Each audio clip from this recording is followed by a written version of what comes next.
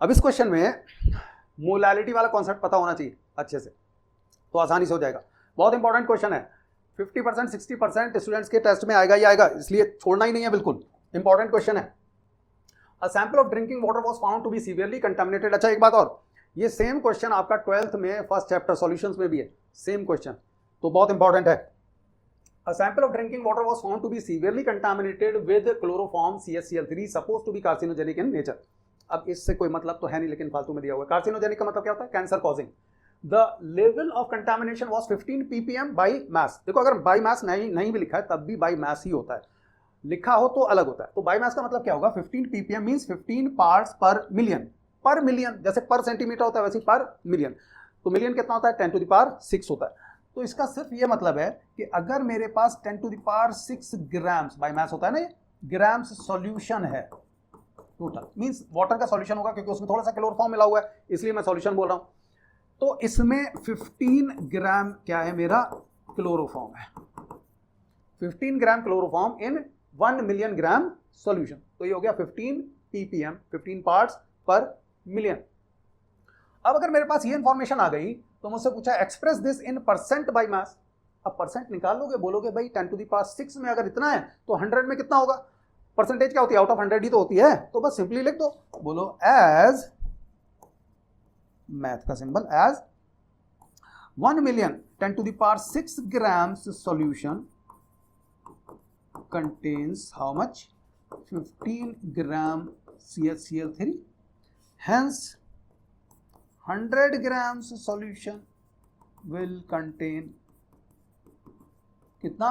15 divided by 10⁶, 15 divided by 10⁶, और ये multiplication में आएगा इंटू 100। तो अभी 100 10⁻² हो गया, ये 10⁶ है, 10⁶ ऊपर जाएगा 10⁻⁻6 हो जाएगा, 10⁻⁻6 प्लस 2 10⁻⁻4 हो जाएगा। तो ये क्या होगा आपका? ये होगा 15 इंटू 10⁻⁻4। इसे अगर मैं स्टैंडर्ड फॉर्म में लिखूंगा, स्टैंडर्ड फॉर्म क्या होती है? मीन्स डेसिमल से पहले बस एक डिजिट होना चाहिए, नॉन जीरो डिजिट, है ना। तो 1.5 लिखूंगा, ये हो जाएगा 1.5 इंटू 10⁻⁻3। अब देखो इसे मैं ग्राम नहीं लिखूंगा क्योंकि ये आउट ऑफ 100 है, तो मैं बोल दूंगा ये तो परसेंट हो गया। ये आंसर हो गया आपका फर्स्ट पार्ट का। Express this in percent by mass, 1.5 into 10⁻³ percent. अब आते हैं सेकंड पार्ट पर, जो बहुत इंपॉर्टेंट है। डिटरमिन द मोलैलिटी, लिटी नहीं लिटी, litti chokha, of chloroform in the water sample. अब देखो होता क्या, मोलैलिटी है क्या? मोलैलिटी का फॉर्मूला होता है number of moles of solute divided by mass of solvent in KG. अब डायग्राम बना लो जल्दी से, समझ में आ जाएगा। हम पहले क्या पा चुके हैं? 1.5 इंटू 10⁻³ है ना। तो इसका मतलब क्या है? 100 में इतना ग्राम होगा। आप चाहे ये यूज करो चाहे ये यूज करोगे, 15 ppm मींस 10⁶ में 15 ग्राम होगा, आंसर सेम ही आना है। तो अब आप, मैं इससे समझा रहा हूँ ppm से, है ना, ऐसे समझो। देखो यहां पर मैंने कहा मेरे पास 1 मिलियन ग्राम सॉल्यूशन है, 1 मिलियन ग्राम सॉल्यूशन है। कितना? 10⁶ ग्राम्स टोटल सॉल्यूशन है, और इसमें नेग्लिजिबल, मैं तो इतना दिखा दे रहा हूं, ये तो होगा भी नहीं इतना, ठीक है। 15 10⁶ में 10⁶ कितना हुआ? 1 2 3 4 5 6, इसमें से 15 अगर माइनस भी कर दोगे कि फर्क पैदा, हाँ, तो ये अप्रॉक्सीमेटली 10⁶ ही है वैसे, लेकिन फिर भी मैं बता दे रहा हूँ कि ये जो है ये आपका 15 ग्राम आ जाएगा। ये वाला कहाँ गया? ये वाला पार्ट जो है ये 15 ग्राम है। तो ये क्वेश्चन ये बोल रहा है कि अगर टोटल मेरे पास 10⁶ है ग्राम्स है, तो 15 ग्राम इसमें ये क्लोरोफॉर्म है, CHCl3 है, और टोटल क्या है आपके पास? वाटर है ना। वाटर ही तो कंटामिनेटेड लिखा है इसमें। अब मोलैलिटी के लिए बेसिकली मुझे क्या चाहिए होता है? ये जो CHCl3 है इसके मोल्स सही होंगे, निकाल लूंगा मोल्स। कैसे?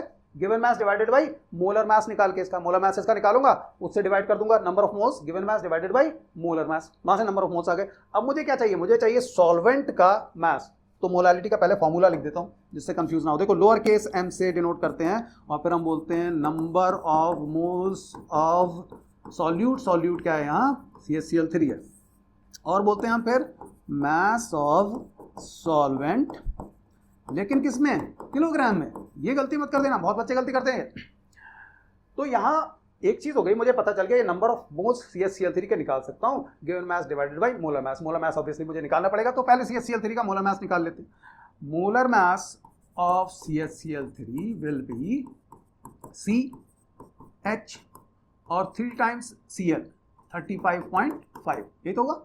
सी का 12, हाइड्रोजन का 1 और क्लोरीन का 35.5 होता है एटॉमिक मास, 3 से मल्टीप्लाई कर दिया तो ये आपका आ जाएगा 136.5, 119.5 आ गया, है ना। मोलर मास लिखा है तो इसको यहाँ पर ग्राम्स पर मोल लिख देना, ग्राम्स पर मोल, मोलर मास की यूनिट तो ग्राम्स पर मोल होती है ना।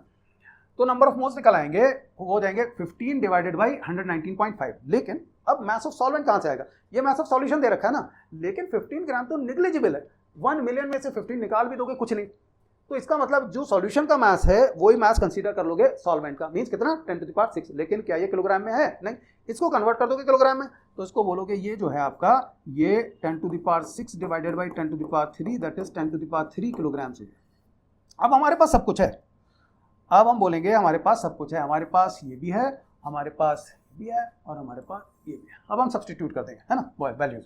अब हम बोलेंगे यहाँ पर number of moles of CaCl3 will be the mass of CaCl3 divided by molar mass, ये तो नंबर ऑफ मोल्स आ गए, divided by mass of solvent जो कि H2O है इन केजी।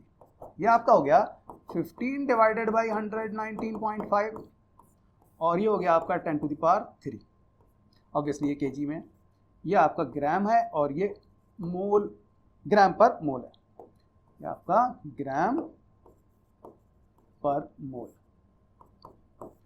देखो चेक करने के लिए ग्राम ग्राम कैंसिल हो जाएंगे, पर मोल ये डिनोमिनेटर में ऊपर जाके मोल बन जाएगा, तो ये हमें क्या देगा, मोल देगा। ये 10⁻³ kg है। अब इसको सॉल्व कर लोगे, जब सॉल्व करोगे तो इसका आंसर आएगा आपका 1.255 इंटू 10⁻⁴ m। m लिखो या मोल पर केजी लिखो, लोअर केस m लिखोगे, मोलैरिटी को अगर आप यूनिट लिखोगे तो ये जो इसका सिंबल है ये एज यूनिट भी लिख सकते हो, लोअर केस m, मोलैरिटी में सिंबल कैपिटल m है, एज यूनिट लिख सकते हो, ठीक है। मैं यहाँ पर मोल पर केजी लिख दे रहा हूँ, ये आपका आंसर हो गया सेकंड पार्ट का। कुछ ना समझ में आए तो बताना मुझे, कोई पार्ट अगर क्लियर ना हुआ हो या लगे कि कोई चीज मिस हो गई कमेंट में लिख देना, बता देना, एक और वीडियो बना दूंगा, एक्सप्लेन कर दूंगा उसे, है ना।